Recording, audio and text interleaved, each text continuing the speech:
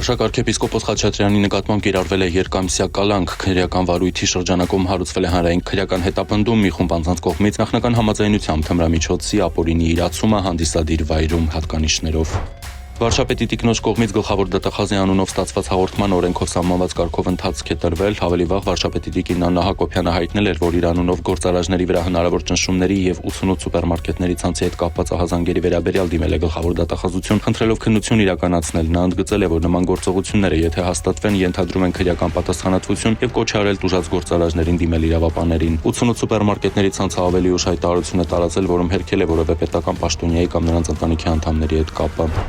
Քրեական հետապնդումներ են հարուցվել ԴՀԿ նախկին պետ Միհրան Պողոսյանի ազգականների նկատմամբ, նրանք մեղադրվում են պաշտոնեական լիազորությունների չարաշահմանը օժանդակելու, նաև խոշոր եւ առանձնապես խոշոր չափերով վատման օժանդակելու մեջ։ Մեղադրյալներից երկուսը ձերբակալված են։ Մեղադրյալներից մեկը Միքշին շինարարական եւ արտադրական կազմակերպության ղեկավար Տիգրան Հարությունյանն է։ Համակարգչի միջոցով առանձնապես խոշոր չափերի հափշտակություն կատարած մեղադրյալի նկատմամբ կայացվել է մեղադրական դատավճիռ, մեղադրյալը դատապարտվել է 4 տարի ժամկետով ազատազրկման։ Հանրային քրեական հետապնդումներ հարուցվել այն արարքի համար, որ նա 2021-22 թվականներին 39 քաղաքացիների մոլորեցնելով նրանց իդրամ հավելվածներին հասանելիություն ստանալու, դրամապանակում արկագումարը տնօրինելու, հավելվածի միջոցով օնլայն վարկ ձևակերպելու միջոցով հափշտակել էր 39 միլիոն 803 հազար դրամ։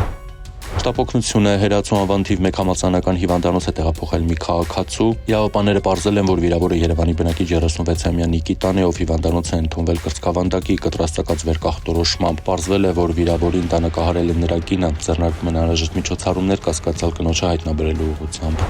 Տեղեկություններ են ստացվել, որ Մեգամոլ առևտրի կենտրոնում 3 կանայք գողություն են իրականացրել։ Գողություն կատարելու կասկածանքով ոստիկանները ձերբակալել են Երևանի բնակիչ 41-ամյա Արմինեին, 17-ամյա Անգելինային եւ 36-ամյա Անիին։ Նշված անձինք Մեգամոլ առևտրի կենտրոնում գործող Էլսի Վայկիկի խանութսրահից գողացել են 2 հատ սփռոց, 2 հատ բարձի երես, 2 տուփ մոմ եւ 1 տուփ անկողնային պարագա։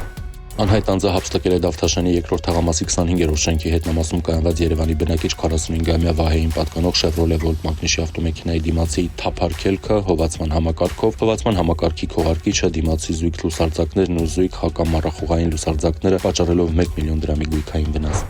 Դեկտեմբերի 2-ին ահազանգ է ստացվել, որ Վերիշեն գյուղի 13-րդ փողոցում ավտոմեքենա է այրվում։ Հրշեջ փրկարարները մարել են, Hyundai Elantra-ին բռնկված հրդեհ ուժասներ չկան։ Սեպտեմբերի 19-ին հաղորդվել էր 61-ամյա Արթուրի անհետ կորած լինելու մասին։ Տղամարդը հայտնաբերվել է։ Դեկտեմբերի 3-ին Զվարթնոց օդանավակայանում ձերբակալվել է օտարերկրյա քաղաքացի 47-ամյա տղամարդը, Ուկրաինայի իրավապանների կողմից նա հետախոզվում էր կեղծիք եւ պետական սահմանով անձանց անօրինական տեղափոխում կատարելու մեղադրանքով։ Դեկտեմբերի 5-ին ահազանգ է ստացվել, որ քաղաքացին ցանկանում է ինքնասպանություն գործել նետվելով Երևանի Հաղթանակ կամրջից։ Փրկարարները կանխել են քաղաքացու ինքնասպանության փորձը տեղափոխել անվտանգ տարածք։ Դեկտեմբերի 4-ին Ստեփանավանում Լոռու մարզի բնակիչ 30-ամյա Արմենն իր վարած Ford մակնիշի ավտոմեքենայով վերարկի է ենթարկել հետիոտներ Լոռու մարզի բնակիչներ 40-ամյա Քրիստինեին եւ 44-ամյա Սլավիկին, որոնց փախուստի չի դիմել ահազանգել է շտապօգնություն, վերարկի ենթարկվածները տեղափոխվել են հիվանդանոց։ Դեկտեմբերի 3-ին Երևան-Գյումրի ավտոճանապարհին բախվել են Mercedes եւ Volkswagen մակնիշի ավտոմեքենաները, այնուհետև վերջինը բախվել է բետոնե արգելապատնեշներին, 1 հոգի տեղափոխվել է հիվանդանոց։